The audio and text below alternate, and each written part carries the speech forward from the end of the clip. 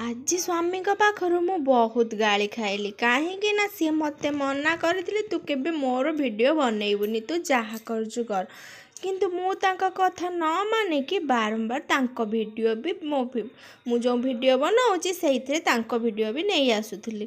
ସିଏ ସବୁଦିନ ଦେଖି ଦେଉଥିଲେ। ଆଜି ମୁଁ ଭିଡ଼ିଓ ବନେଇଲା ବେଳେ ତାଙ୍କ ସାମ୍ନାରେ ପଡ଼ିଗଲି ଆଉ ମୋତେ ବହୁତ ଗାଳି କଲେ। ମୁଁ ବି ଟିକେ କାନ୍ଦିଦେଲି ଫୁଲେଇ ହେଇକିନା।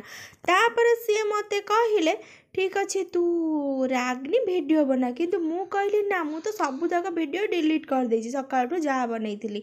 ଦେଖି ସ୍ୱାମୀ ମୋତେ କହିଲେ ତୁ କ'ଣ ପାଇଁ ସେ ଭିଡ଼ିଓ ପଛରେ ପଡ଼ିଛୁ, ତୋତେ କ'ଣ ସେଇଥିରୁ ପଇସା ଆସିଲେ ତୁ ଖାଇକି ଚଳିବୁ? ମୁଁ କହିଲି ସେ କଥା ନୁହଁ, ସମସ୍ତେ ବନାଉଛନ୍ତି ଆଉ ବାସ୍ ମୋତେ ବି ଟିକେ ବନେଇବାକୁ ଇଚ୍ଛା ହେଉଛି, ମୋତେ ଟିକେ ଖୁସି ଲାଗୁଛି, ଆଉ କିଛି ନୁହଁ। କ'ଣ ସେଇଥିରୁ କେବେ ପଇସା ଆସିବ ଯେ ମୁଁ ସେ ପର୍ଯ୍ୟନ୍ତ କ'ଣ ଉପାସ ରହିଥିବି ତ ମୋତେ ଖାଇବାକୁ ଦେବନି? ତାପରେ ସ୍ୱାମୀ ସ୍ତ୍ରୀ ଭିତରର କଥା ଯାହା ହେଲେ ବି ତ ଝଗଡ଼ା ଅଛି, ତାପରେ ପୁଣି ଭଲ ପାଇବା ବି ଅଛି। ତାପରେ ସେଇପାଇଁ ଆମ ଭିତରେ ଝଗଡ଼ା ବି ସରିଗଲା। ତାପରେ ସ୍ୱାମୀ ବାହାରକୁ ବୁଲିବାକୁ ଚାଲି ଯାଇଥିଲେ। ସନ୍ଧ୍ୟାବେଳେ ସ୍ୱାମୀ ଆସିଲା ବେଳକୁ ମୁଁ ପୁଣି ଚିକେନ୍ ପକୋଡ଼ା କରି ସନ୍ଧ୍ୟାବେଳେ ରଖିଥିଲି, ତାକୁ ଟିକେ ଚିଲି ବନେଇଦେଲି। ତାପରେ ସ୍ୱାମୀ ଆସି ପହଞ୍ଚି ଦେଖିଲା ବେଳକୁ ମୁଁ ପୁଣି ମୋବାଇଲ୍ ଧରିକି ରୋଷେଇ ଘରେ ଛିଡ଼ା ହେଇଛି। ସେ କହିଲେ ତୁ ପରା ରାଗିଥିଲୁ, କହୁଥିଲୁ ଆଉ ଭିଡ଼ିଓ ବନେଇବୁନି। ହେଲେ ମୁଁ କହିଲି ମୁଁ କ'ଣ ତମ ଉପରେ ରାଗିକି ରହିପାରିବି? ସେଇପାଇଁ ଭିଡ଼ିଓ ଟିକେ ବନେଇଦେଲି। ତାପରେ ସ୍ୱାମୀ କହିଲେ ବଢ଼ିଆ ହେଇଛି।